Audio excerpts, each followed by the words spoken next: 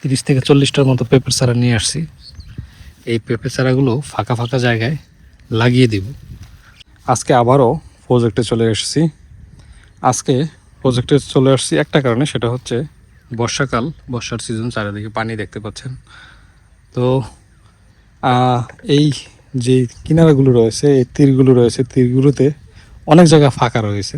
তো প্ল্যান করেছি কিছু পেঁপের চারা লাগিয়ে দেব। দেখেন প্রায় 30 থেকে 40টার মতো পেঁপের চারা নিয়ে আসছি। এই পেঁপে চারাগুলো ফাঁকা ফাঁকা জায়গায় লাগিয়ে দিব। লাগিয়ে দিলে একটা উপকার হচ্ছে, আমাদের এখান থেকে কিছু পেঁপে পেতে পারি আর কি। পরবর্তীতে প্ল্যান রয়েছে, আরও অন্যান্য প্ল্যান রয়েছে। তো আজকে মূলত পেঁপের চারাগুলো এই সিরিয়াল ওয়াইজ প্রত্যেকটা কিনারায় কিনারায় লাগিয়ে দিব। তো মূলত পেঁপের চারা লাগাতে হলে তো অবশ্যই জায়গা নির্ধারণ করতে হবে। তো দেখি আসলে কোথায় কোথায় লাগানো যায়, আর যে জায়গায় লাগাবো সে জায়গা অবশ্যই ক্লিন করে নিতে হবে আগে। পেঁপের চারা আসলে এখানে 35টা পেঁপের চারা রয়েছে। তো যদি আমি 2 হাঁড়িয়ে লাগাই তাহলে আমার পেঁপের চারা কমপ্লিট হয়ে যাবে। আর প্ল্যানও রয়েছে 2 হাঁড়ি লাগানোর। কারণ হচ্ছে, যদি এই যে এই পাশটা, এটা এই এই এই পাশটা এবং এই পাশটা, এই দুইটা পাশ যদি চারা লাগাই তাহলে আমার এনাফ হয়ে যাবে। আর এই সাইডে লাগানো যাবে না, এই সাইডে ছায়া বেশি, আর ওই সাইডে আরও বেশি ছায়া দেখতে পাচ্ছেন। এই দুই সাইড লাগাবো না, এই দুই পাশেই হচ্ছে এই 35টা পেঁপের চারাকে আমি ইন্ডিভিজুয়ালি রোপণ করে দেব। তো প্রথমে আমি এখানেই শুরু করি। পেঁপের চারা সাধারণত উঁচু স্থানে লাগাতে হয়। পেঁপের চারা উঁচু স্থানে না লাগালে, আপনি যদি নিচু স্থানে লাগান তাহলে কিন্তু পানি জমে যাবে।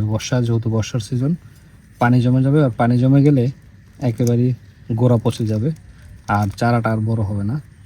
তো আমি এখানে এটা দেখতে পাচ্ছেন, চারপাশে কিন্তু মূলত বিল।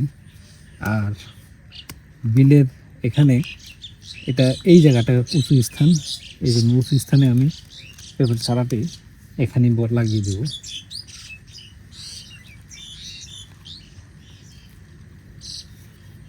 প্রচুর পরিমাণ জঙ্গল, আসলে এখানে বেশি একটা আশা হয় না, যার কারণে হচ্ছে জঙ্গলায় ভরে যায়, পরিষ্কার করা না। আর বর্ষার সিজন তো একটু জঙ্গল তো বেশি থাকবেই। যাই হোক, আমি গর্ত রেডি করে ফেলছি। এখন আমি এই চারাটা রোপণ করে দেব, প্রথম চারা। বিসমিল্লাহির রহমানির রহিম।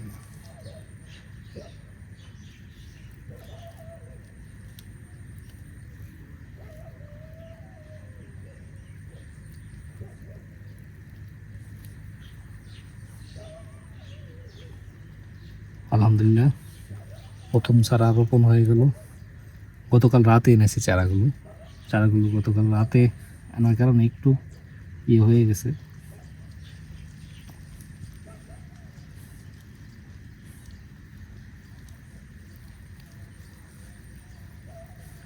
ফাইনালি আমাদের একটি চারা কমপ্লিট হয়ে গেছে।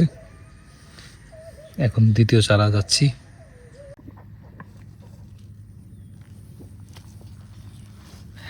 এখানে যে পরিমাণ ঘাস রয়েছে, এই ঘাস পরিষ্কার করাটা একটা উত্তম বিষয়। পেঁপে গাছের আশেপাশে যদি ঘাস বেশি বড় থাকে তাহলে এই ঘাসগুলো ফেলে দেওয়াই উত্তম। তো এখানে আরেকটা দিচ্ছি আমি, দ্বিতীয়টা। ওরে বাবা, ব্যাপক পরিমাণ হচ্ছে আপনার জঙ্গল। জানি না এই জঙ্গলে পেঁপে গাছ হবে কিনা।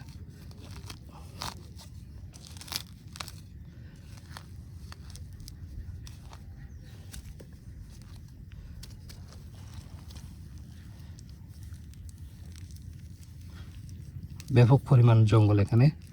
আসলে জঙ্গল বলতে কি, আপনার সব ঘাস আর কি, দুবলার ঘাস রয়েছে। এই দুবলার ঘাস ব্যাপক পরিমাণ রয়েছে। এই কারণে হচ্ছে একটু ভালো করে দেখে শুনে জঙ্গল পরিষ্কার করে দেওয়াটাই উত্তম। দেখেন, যেখানে হাত দিই সেখানেই হচ্ছে জঙ্গল।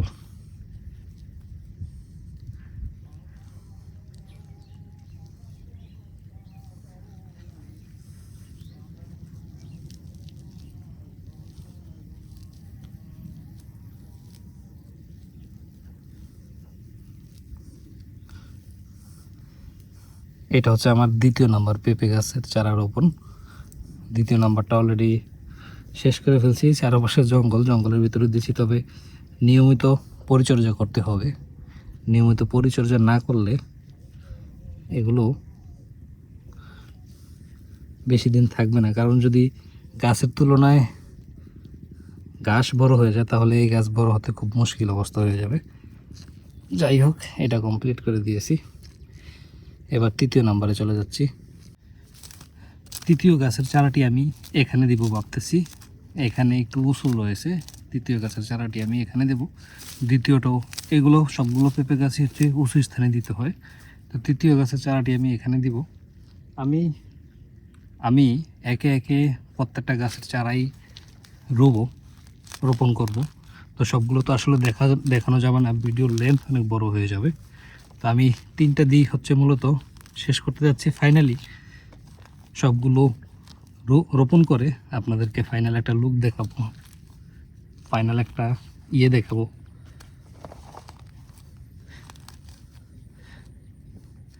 সবগুলো চারা রোপণ করে দুই পাশে ফাইনালি একটা ভিডিও দেব।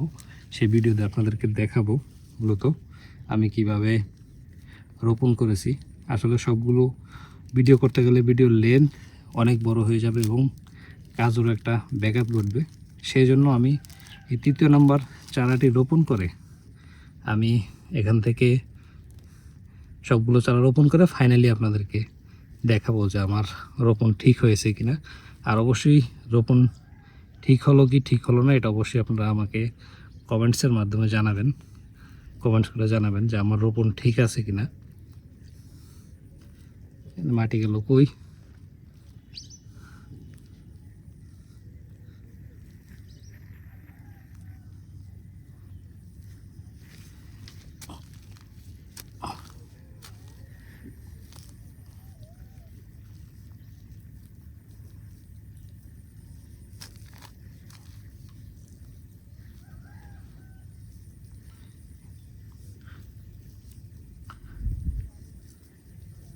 ফাইনালি তৃতীয় নাম্বার চারাটি আমাদের কমপ্লিট হয়ে গেল।